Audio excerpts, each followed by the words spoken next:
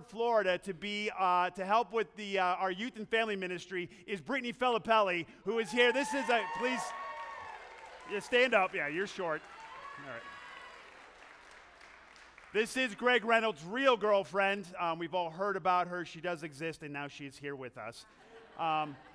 Now, many of you know that Alex Ackerman, who has been in the campus ministry, she has moved over, and she is now the director of kind of our digital evangelism. But we needed somebody else to take her place, and so Eileen Nevadas has moved back here to Denver, and she is now here as well. There's Eileen, and she'll be working in our campus ministry. And so, this month we are doing a series called Formed. And for the entirety of the year, we've been studying out the idea of wisdom and the idea that we need to be wise. Wisdom is not something that our world puts a lot of stock into these days. It's one of those things that somehow gets reserved for old gurus living up in the mountains where people go to get advice. But wisdom is something that we're supposed to acquire over a lifetime of experience and acquire it as fast as possible. Wisdom makes our intelligence useful. Wisdom makes what knowledge that we have applicable, all right? And in days like these, where people are losing their minds over all variety of subjects, where as Christians, we have to somehow explain our belief system to a world that is hostile to it, we have to learn wisdom and how to walk through this world, all right? We've been studying out this whole year.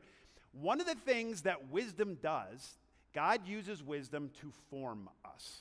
All right, and there's a lot of mention of formation in the Bible. One of the more popular ones is the fact that the Bible compares us to clay and God as the potter. And over the course of our life, God forms us into something. All right, now the thing about formation that I have to emphasize is that formation does not take place quickly.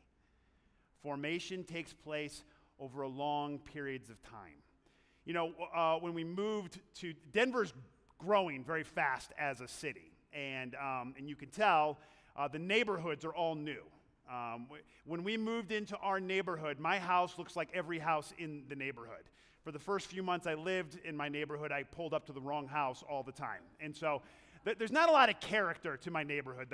The trees aren't very big. The houses look the same. Some would say that my neighborhood is soulless. I love the people in the neighborhood, but it's not a beautiful place as far as I'm concerned. I'm grateful for where I live. I love my house is newer, so there's no problems with it. All of that is great, but I came from a neighborhood that is like 100 years old. And when you walk into a neighborhood that's 100 years old, the first thing you notice is that the trees are gigantic. The trees go from one side of the street to the other, and they form an arch of growth when you go through the streets. And there's something, when you walk into the neighborhood, you're like, wow, there's something different about this. And the homes themselves are all different. They were built at different times by different people, and so the homes look different. The brick on the home looks like it has endured 10,000 thunderstorms. And the flowers, there's flowers everywhere because flowers have been growing there for 100 years now. And those neighborhoods, which are so charming and that are full of soul, could not be made in 10 years. It took 100 years to make that neighborhood. Formation is the same. The world will try and convince us that you can be formed simply by reading a book. All right? But that's a soulless type of formation. Now, last week, our last sermon, we talked about the idea that formation is grounded in who we choose to follow. All right? And we're all following something, regardless of whether you're conscious of it or not. Regardless of whether you believe you made a choice about it or not, we're all following something. And we talked about the idea of knowing what you follow. But if you want to follow the Father, Son, and Holy Spirit, if that's who we desire to form us, then we have to intentionally follow them. And if we're following something else, then we're not following God. All right? There's this commercial that I sometimes see on YouTube. And I've gotten to the point in my life where I just don't like television anymore, but I like YouTube. And on YouTube, I watch a lot of fly fishing, and I watch a lot of ultimate running videos, okay? And so I go back and forth between there, but there's always this commercial that comes on, and it's for some company called V-Shred, okay? And it's basically some guy gets up there who's completely ripped, and he goes, are you trying to run to get into shape? Are you going to the gym and doing endless amounts of cardio to get in shape? He goes, are you eating broccoli to get in shape? He goes, these are the things that you should not do if you want to get in shape. And he goes on to tell you that you can eat cheeseburgers and pizza and get ripped, okay? And it's not real, it's not real. There's no medicine. There's nothing to it. But it's very typical of the message that we get from the world today. That somehow you can attain something valuable by putting minimal effort into it over a very short period of time. Now, I'm going to warn you right now that what we're discussing today wanders into some areas that are dangerously close to some subjects that I truly loathe. The world has figured out how to make a lot of money selling gilded versions of what the Bible actually teaches. Shortcuts and parodies of truly healthy and strong formation. The title of today's message is Think. Go ahead and open your Bibles to Luke chapter 10. We're going to be looking at a story about a family that Jesus was very close to. This is a family that Jesus cared a lot about, and it's Lazarus, Mary, and Martha. And there's an interaction that takes place between Jesus and two of the sisters. And in Luke chapter 10, verse 38, it says this, as Jesus and his disciples were on their way, he came to a village where a woman named Martha opened her home to him. She had a sister called Mary who sat at the Lord's feet listening to what he said. But Martha was distracted by all the preparations that had to be made. She came to him and asked, Lord, don't you care that my sister has left me to do all the work by myself? Tell her to help me. Martha, Martha, the Lord answered, you are worried and upset about many things, but few things are needed, or indeed only one. Mary has chosen what is better, and it will not be taken away from her. You know, in this story, we have one woman named Martha who gave in to her worry, her anxiety, her frustration, all right? And then you have Mary, who had none of those qualities, who just sat and listened to Jesus. Now, what's interesting is that Americans generally struggle with this story. And the reason why they struggle with it is because they believe Martha's right. They see Martha doing all the work, and they're like, yeah. Like she's serving God. She's doing all the work. Her sister's doing nothing but sitting on the floor while the sister's doing work. Why wouldn't Martha be upset? Mary should be helping Martha. You know, Americans typically think Mary is lazy and selfish, and that Martha is hardworking and principled. But they're missing the point. All they see is one person working and another person not working. But the real point is that one person's mind and heart are in a good place, and the other person's mind and heart are not in a good place. All right? And the difference between why one person's heart and mind is in a good place and why someone else's heart and mind is in a bad place is that one person is sitting there and listening and thinking about Jesus' words, and the other person is not. The idea is this: where your thoughts are leads to where your heart is, and leads to what your behavior becomes. All right? You know, we rarely can control what we feel in a given moment. Isn't that amazing? All the things that we can do, you can't hardly ever control how you feel in a moment. And you can be fully conscious that what you're feeling is wrong. I mean, how many times have you been in an argument with someone and there's a very strong voice in your head telling you not to say the thing that's about to come out of your mouth? And yet you do it anyway. All right? Because you're angry, you're frustrated, you want someone else to feel the same way. You have very little ability to turn off the things that you are feeling. Wouldn't it be amazing if when you got angry, you could just go, I'm just going to choose not to be angry? Better yet, when you're worried, when you're anxious, when you're afraid, you could just go, I'm just going to not be afraid. I'm just going to choose to not be afraid. But that's not how we're built. That's not how it works. The way we react to the world around us and to our circumstances, we can't really dictate. And to all the variables embedded into everyday life, which has been built into us over time, we can't really control our emotions. In other words, I am saying this though.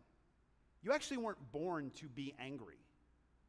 And you weren't born to be anxious. You weren't made fearful. You weren't made insecure. All right? The way that you react to things and the way that you generally feel about things is the result of near ritualistic patterns of the way that you've thought about things. While some of us may be naturally predisposed towards anger, for instance, or angry reactions, those reactions are actually the result of habit. All right? And habit in the way that you have chosen to think. You guys with me? The way we react to the world around us and the way that we allow the world to affect us is the result of both conscious and unconscious pattern making in the way that we choose to think. All right? The way that you think forms the way that you feel, which in turn forms the way that you behave. All right? Go ahead and turn to Matthew chapter 6. And we're going to look at it's a bit of a cryptic passage to us because it's a bit of a metaphor, but it's also the way that Jesus' kind of first century Middle Eastern culture looked at things. But in Matthew chapter 6, verse 22, it says this: the eye is the lamp of the body. If your eyes are healthy, your whole body will be full of light. But if your eyes are unhealthy, your whole body will be full of darkness. If then the light within you is darkness, how great is that darkness? You know, there's quite a few differing opinions about what's being said here by Jesus. Matthew puts this verse in the context of Jesus talking about greed and money. Luke, on the other hand, doesn't put it in that context whatsoever.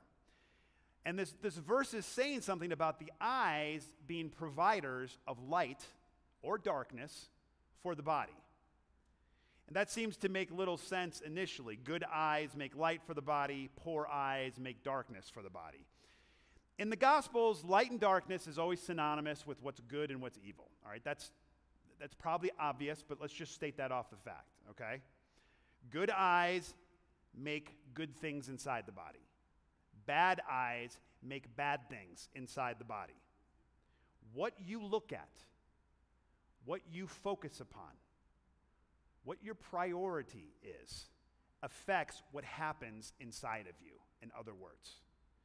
If your eyes, your thoughts, your focus, or your priority is money, for example, then your insides will be darkness.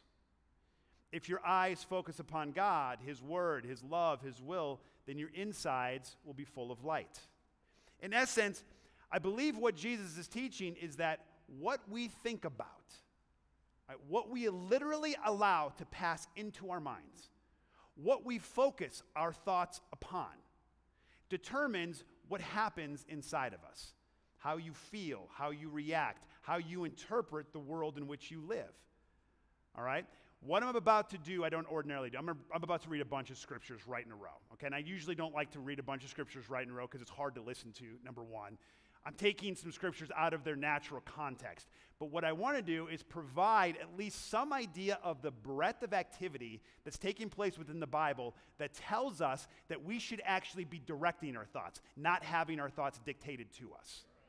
All right? Because again, what I'm getting to is that what you choose, and it is a choice, make no doubt about it. You may not be able to choose your emotions, but you choose what you think. You choose what you allow to pass through your mind.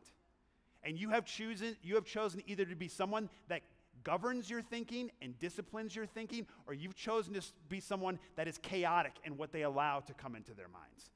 But that fact right there determines how you feel about life, how you feel about the people around you, how you feel about yourself. Proverbs 6:20 says this: "My son, keep your father's command, and do not forsake your mother's teaching. Bind them always on your heart. Fasten them around your neck. When you walk, they will guide you. When you sleep, they will watch over you. When you wake, they will speak to you. For this command is a lamp. This teaching is a light.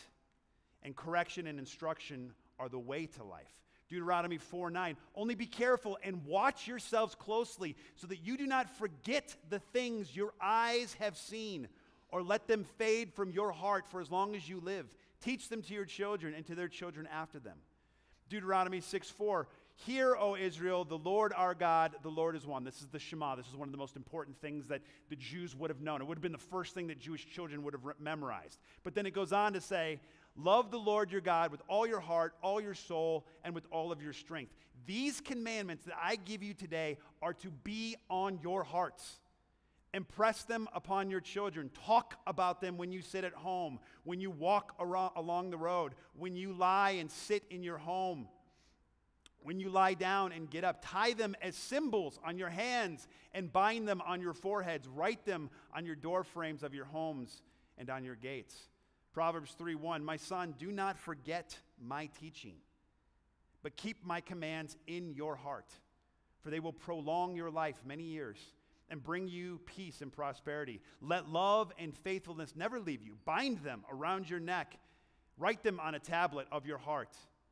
Philippians 4:8, finally, brothers and sisters, whatever is true, whatever is noble, whatever is right, whatever is pure, whatever is lovely, whatever is admirable, if anything is excellent or praiseworthy, think about such things. Come on, Chris. Now again, the point of this list of scriptures is to show that there has been a long tradition within Scripture and instruction about how we are to think. Now, we take it for granted that we know how to think. One of the phrases that I heard a lot growing up from my family to me was this phrase, what were you thinking? All right, I'm pretty sure my dad said that to me almost every day for about 4 years. What were you thinking? And it was never like, he didn't say it with curiosity.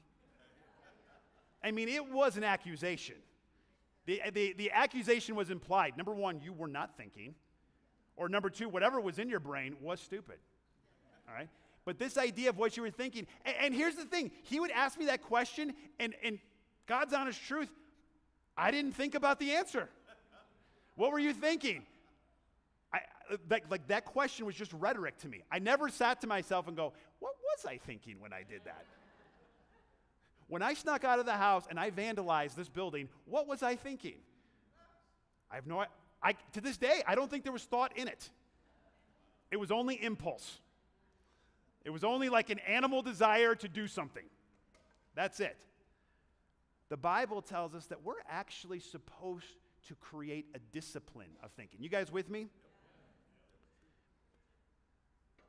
There are disciplines and exercises in it. Scripture teaches us how to be intentional with our minds, because how and what we allow ourselves to think forms who we are. It forms how we react. If you get a phone call and you're just, right away, you're anxious. All right, let me just tell you something. That anxiety has been built by you into yourself over time. Now, let me just say this. Not just by you. All right, there's things that we can't control in our lives. There's people who enter our lives. All right, and we give control to people that enter our lives. And they help form these things in us. Some of us suffer horrible circumstances, and that trauma forms something in us, okay? But it's all a result of where in the end we allowed our minds to go and continue to go. All right, and this is what the Bible is pointing out. You know, this last sermon we talked about being intentional about who we follow and being intentional about who we do not follow. And I pointed out one simple sign that gives us an indication of who we follow, and that's like 90% of Americans every morning within the first 10 minutes are on their phone. All right, 90%. That is forming who, that fellowship, you following your phone around, that's forming you. All right? It's not healthy. It's teaching you how to think. So here's what I would suggest today, all right? Let's not do that. Okay? It seems simple, all right? Like imagine that just the government, they wouldn't let you turn your phone on for an hour every morning. All right, so you had to figure out what to do with your life for the first hour when you woke up. You know, you get up, maybe you stretch a little bit, you brush your teeth, and then you're like, well, what do I do now? I have some suggestions. all right, I would like to talk a little bit about what we should perhaps do instead. All right, so instead, first things first, all right, just a suggestion. Try it out for a little while. Get out of bed. All right, step one, get out of bed. All right, don't sit in bed. Get out.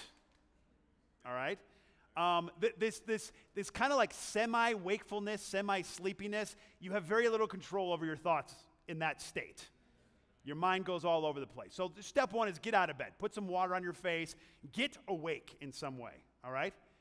And then do anything but look at your phone. Like, look out the window. Just go to a window and look outside the window. All right? And force yourself there. Force yourself to do it. Like the first 10 seconds, you're going to go, okay, well, everything is still in the same place. All right? But then, like, look for a bird. Look for something on the lawn. Try and find, a flower. All right? Look for a neighbor walking around. Look at the sky and see if the clouds look like something. Just do something other than something digital stimulating you, all right? All right? Maybe go to your front porch and sit outside for a second. Even if it's cold, sit outside. Feel the cold for a little bit. Or feel the warmth, feel the sun on your skin, all right? Sit at your table and do not read. Don't read. Don't take out a newspaper. Don't take out a book yet. Just sit there. Just think for a little while. All right? And practice controlling what it is you think. All right? So what you're going to do is I'm going to give you, guys, this is a little bit of homework, okay? I don't always do this, but we're just going to try. I would ask you to try this, all right? You are going to try a little self-control over your thinking this week, all right? So the first thing you're going to do, and listen, we're just going to start with 5 or 10 minutes of this. Okay? It'd be great if you didn't turn your phones on for an hour, but how about this? Just 5 or 10 minutes of controlled thinking before you turn on your phone, all right? And this is how you're going to begin by controlling your thinking. Number one, you're literally not going to allow your mind to go to bad places, all right? You're not going to think anything negative about yourself. You probably just saw yourself in the mirror, okay? It's going to be very tempting, all right? But do not. You're not going to say, don't allow, you know how we have like an internal voice in your head? Is your voice like your voice? Or is your voice like a movie, like trailer voice? I just thought about that. It's not in the notes. But don't say anything negative about yourself. Don't let a negative thought come into your head about yourself. Don't let any negative thoughts get in your head about your family or your spouse, your roommates, all right? Your church community. Your neighborhood. Don't allow a negative thought about enemies. Nothing negative. All right? Stop dwelling on worst case scenarios. You're just going to pretend there are no worst case scenarios. If you have to pretend, if you have to lie to yourself, do not let anything negative come into your head. Stop thinking about the worst qualities of the people around you. All right? And let me reiterate, if this has not been your habit, then you're going to have a hard time doing this. You may not be successful. Don't stop just because you're not successful. Start with 5 minutes. Go 5 minutes, not allowing your mind to go to a single negative place. And I'm going to explain. This isn't self-help. Please, God, don't let me be confused with like self-help here, okay? This is discipline. This is self-control over your own thinking. Don't let your thoughts wander. Okay, don't just let them go. All right, you dictate to your own brain what you're going to think about. All right, don't let your mind go to what you have to do at work that day. Make the effort to govern everything that comes in your mind. Secondly, make your mind go to good places. Focus on the things that God has given you that you love. Meditate on qualities that are good, just like Philippians 4 says. Think about what's good, what's admirable, what's beautiful, what's lovely, what's true. Use your imagination to imagine what is good, to imagine good things in this world. Imagine the things that God could do. Imagine the ways and the reasons why God made you for all the right reasons. Remember the absolute best times that God has given you, the moments that God has most encouraged you, the victories that God has given you. For 5 minutes, only be grateful. Choose only to be grateful. If you have to, write this stuff down ahead of time. All right, just go through the list. Just go through the list. And again, the idea, this isn't just about positive thinking. This is about you controlling your thinking. All right? And then, lastly, actually contemplate God. Think about God. Meditate on God's words. Memorize some of God's words.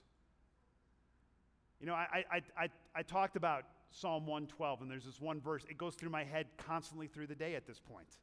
The light shines in the darkness for the upright. I don't know why, but I say that like 100 times a day at this point. And I just, like, it's not dark for the upright. There's always light for the upright. All right? That's what I do. All right? If you have trouble thinking of what God is like, then choose a story in the Bible where he acts or where he speaks and use your imagination for it. I think about the conversation that God has with Nathaniel. All right, this is where Nathaniel's under the fig tree. Nathaniel's negative and pessimistic and cynical. Nathaniel is me. All right, and I think about the fact that Jesus won this cynical guy over. And I think about what happened, the words that he uses. All right, I think about the prodigal son. The moment the prodigal son comes home and the father comes running out to him. I just think about that story. I think about how fast the father was. I think about the embrace. Did they fall over when they... Think about such things. All right, and again, the point, don't allow anything that you don't intend into your mind. Exercise self-control. Now, let me just say a timeout just for a second. I just have to do this, all right? This is a workout. All right, when you do this, this is a bit like a workout. If you've not done push-ups for a while, your first push-up is terrible. It doesn't feel like your body should do this. Your shoulders are like, what are we doing right now? All right? This should be hard. It's going to be hard to control your thinking. For the most part, your life, you've had to deal with information from around the world flying at you from multiple sources, hours on end, every single day. Learning to turn that all off and take control of what passes through your thinking is like trying to run a 20-mile trail race on day one of running. So start with 5 to 10 minutes. The idea is if you do it over and over, if you build a neighborhood, eventually you'll be able to not allow things to come into your head that shouldn't be there. As a matter of fact, media will start to disgust you. You won't want to watch the same things that you've watched because you want to protect what you're building in your mind. Does that make sense, guys? And I know I've said this before and I'm self-conscious about this, so I'm just going to say it again. This isn't self-help, live your own truth, be the best you in 5 minutes, check out Lane Keeney psychology that we're talking about here, okay? It's more like spiritual ninja training that we're doing. All right? This isn't going to make anything go away. Like, you're not going to do this for a week and all of a sudden you don't feel anxious. That's not what this is. You're still going to be you. Like, you're going to do this for 5 minutes, and guess what? You're still you. All right? All the anxiety, all the anger, all the insecurity, but you do it over years and years and years, and you actually begins to change over time. We know many things about our bodies that make us strong or weak. We know that smoking can kill you. We know that eating too much sugar makes us obese. You know, recreational drugs can do so much damage to our bodies. We prepare for the effects of altitude sickness, for flu season, for traveling to places that have different standards of water sanitation. We know the ways to prepare food and raw meat, and if we do it wrong, it can have a huge impact on our bodies, et cetera, et cetera, et cetera. Yet we so often take so little heed of what we think about and how that affects us. All right? We don't care for the lamp of the body the way that we need to. We have to learn to think with intention, because without intention, we will be formed into fragile, wayward, petulant creatures, unable to cope what lies before us and unwilling to grab hold of the purposes that God has for our lives. God instructs us in the Bible to be intentional with our thinking. You know, there's these two, I'm going to close with this. There's these two stories in the Old Testament. And one involves a man named Elijah, and one involves a man named Job.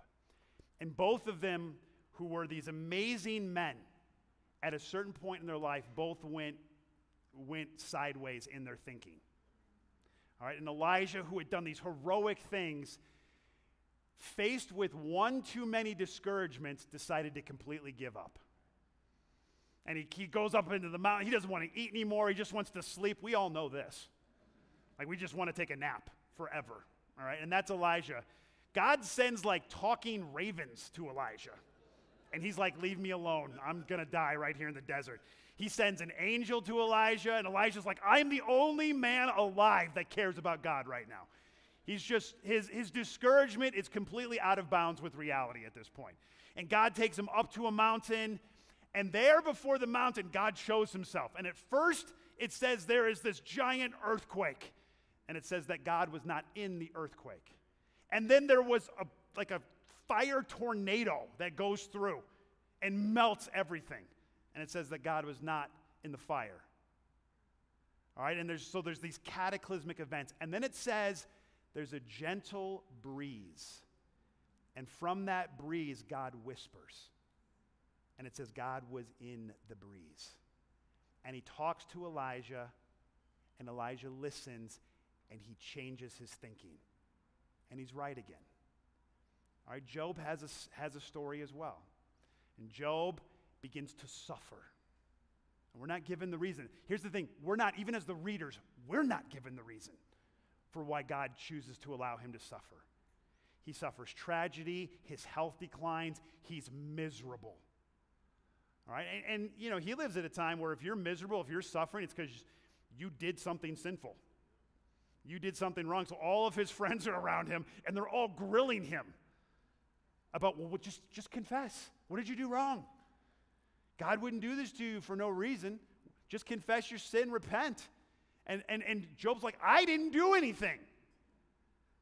God is doing this to me, and he's not telling me why, and it's unjust because I have been just. And it's like 30 chapters of this argument that goes on. All right, and Job he's messed up in his thinking. And then at a certain point, God answers Job. And I'm just going to read one part of God answering Job for a second. Job 38, verse 1. Then the Lord answered Job from the whirlwind. He said, who is this that obscures my counsel with ignorant words? Get ready to answer me like a man when I question you. You will inform me. Where were you when I established the earth? Tell me if you have understanding. Who fixed its dimensions? Certainly you know. Who stretched a measuring line across it? What supports its foundations? Or who laid its cornerstone while the morning stars sang together and all the sons of God shouted for joy? Who enclosed the sea behind the doors when it burst from the womb? When I made the clouds its garment and total darkness its blanket, when I determined its boundaries and put its bars and doors in place, when I declared, you may come this far, but no farther. Your proud waves must stop here. Have you ever in your life commanded the morning or assigned the dawn its place, so it may seize the edges of the earth and shake the wicked out of it? The earth is changed as clay is by a seal. Its hills stand out in the folds of its garment. Light is withheld from the wicked. The arm raised in violence is broken. Have you traveled to the sources of the sea or walked in the depths of the ocean? Have the gates of death been revealed to you? Have you seen the gates of deep darkness? Have you comprehended the extent of the earth? Tell me if you know all this. Where is the road to the home of light? Do you know where the darkness lives? So you can lead it back to its border? Are you familiar with the paths to its home? Don't you know you were already born? You have lived so long. Have you entered the place where the snow is stored? Or have you seen the storehouses of hail, which I hold in reserve for times of trouble, for the day of warfare and battle? What road leads to the place where light is dispersed? Where is the source of the east wind that spreads across the earth? Who cuts a channel into the floods of rain, or clears the way for lightning, to bring rain on uninhabited land, on a desert with no human life, to satisfy the parched wasteland and cause the grass to sprout? Does rain have a father? Who fathered the drops of dew? Whose womb did ice come from? Who gave birth to the frost of heaven, when water becomes as hard as stone and the surface of the watery depths is frozen? Can you fasten the chains of the Pleiades, or loosen the belt of Orion? Can you bring out the constellations in all their seasons and lead the bear to her cubs? Do you know the laws of heaven? Can you impose its authority on earth? Can you command the clouds so that the floodwaters cover you? Can you send out lightning bolts and they go? Do they report to you, here we are? Who put wisdom in the heart and gave the mind understanding? Who has the wisdom to number the clouds, or who can tilt the water jars of heaven when the dust hardens like cast metal and the clods of dirt stick together? It goes on like this for 3 more chapters. Can you imagine it? God speaking out of a whirlwind. Basically, a tornado talking to you. And tornadoes are loud. He is talking above the tornado. His voice booming over all the noise, asking you questions about sovereignty and power and origin you couldn't hope to know the answers to. God needed to put Job's thoughts back into order. Job's suffering and the arguments that he had with his friends had put right thinking far afield from Job's mind. This is us. Elijah is us. Job is us. We allow our minds to go too far afield from what is true and what is good and what is right. We allow too many other people, too many other circumstances, too many other voices to dictate to us what we ought to think. As God said, Job's thinking, his understanding of God's counsel had been obscured or darkened. Who darkens my counsel? Elijah needed a soft whisper to put his thoughts back in order. Job needed a whirlwind. You get to decide which one you want. Go figure it out. Amen. Thank you very much.